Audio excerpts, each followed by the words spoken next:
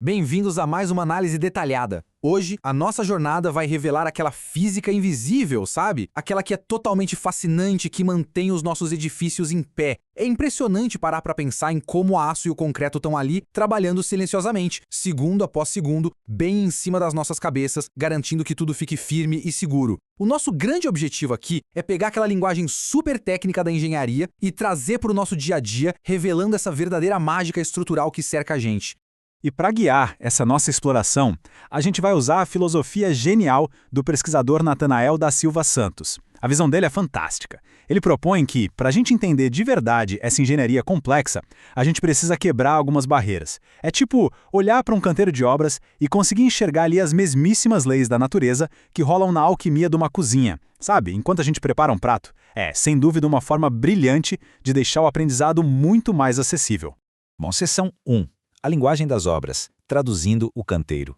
Antes da gente mergulhar na parte mais complexa da física, precisamos alinhar o nosso vocabulário, né? Vamos começar com a base de tudo, o elemento vertical. Lá na prancheta do engenheiro, o nome técnico é pilar. Mas, convenhamos, em qualquer obra por aí, o termo universal é mesmo coluna. A função dela é vital, que é basicamente transmitir peso. A coluna recebe aquela carga imensa que vem de cima e serve como um caminho super direto para descarregar, para empurrar toda essa força com vontade para o chão firme.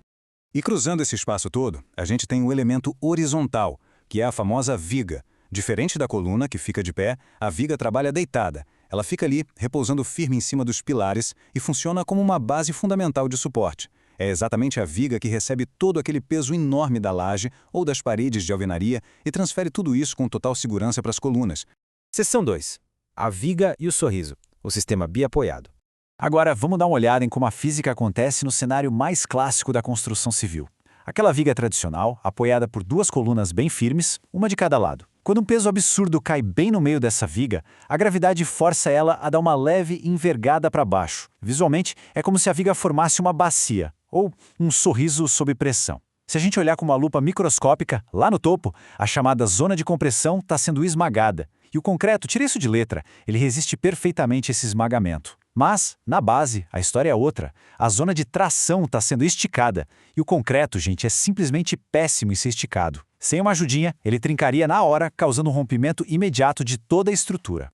Mas calma, porque a solução para esse ponto fraco é genial. O princípio da ferragem positiva. A engenharia resolve esse problema do esticamento na base, enchendo a parte inferior da viga com barras de aço super grossas. O aço, ao contrário do concreto, simplesmente adora ser esticado. Ele assume para si todo esse esforço de tração. Isso neutraliza o colapso, impede que aquele sorriso acabe virando um desastre total e, de cabra, mantém todo o equilíbrio molecular do sistema intacto. Até aqui, tudo lindo. Esse é o cenário perfeito, super seguro, bem apoiado. Mas aí entra a arquitetura moderna, né? Projetos de fachadas arrojadas, a necessidade de deixar o espaço livre para carros passarem, e isso, muitas vezes, exige arrancar uma dessas colunas. É aí que surge uma pergunta que é quase um drama na engenharia. O que acontece com a física de toda essa estrutura se a gente simplesmente tirar uma das colunas de baixo? O que nos leva à seção 3. O desafio da viga suspensa, a viga em balanço. Olha, esse é um salto bem radical na forma como a física atua. Sem a segunda coluna, a viga fica ali, projetada no espaço, com uma das pontas literalmente flutuando no ar. Como não tem mais aquele pilar empurrando a ponta de volta para cima, a gravidade ataca com muito mais violência. É o que a gente chama de momento rotacional. Basicamente, a gravidade puxa a ponta livre para baixo e isso transforma a viga inteira numa espécie de alavanca gigante. É como se fosse um pé de cabra gigantesco tentando a todo custo arrancar do chão a única coluna que sobrou. Com isso, a dinâmica inteira de deformação se inverte de cabeça para baixo. Antes, a gente tinha aquele sorriso super pacífico, lembra? Agora a gente tem a tristeza, ou o formato de uma lombada. Prestem bem atenção nessa mudança, porque ela é crítica. A parte que antes era esticada lá na base, agora está sendo esmagada contra a coluna. E o topo? Bom, o topo que antes era só esmagado, de boa, agora é ele que está sendo violentamente esticado, quase rasgando ao meio, bem ali na junção com a coluna que restou. E aqui chegamos à seção 4, a receita perfeita da engenharia, a teoria da compensação culinária.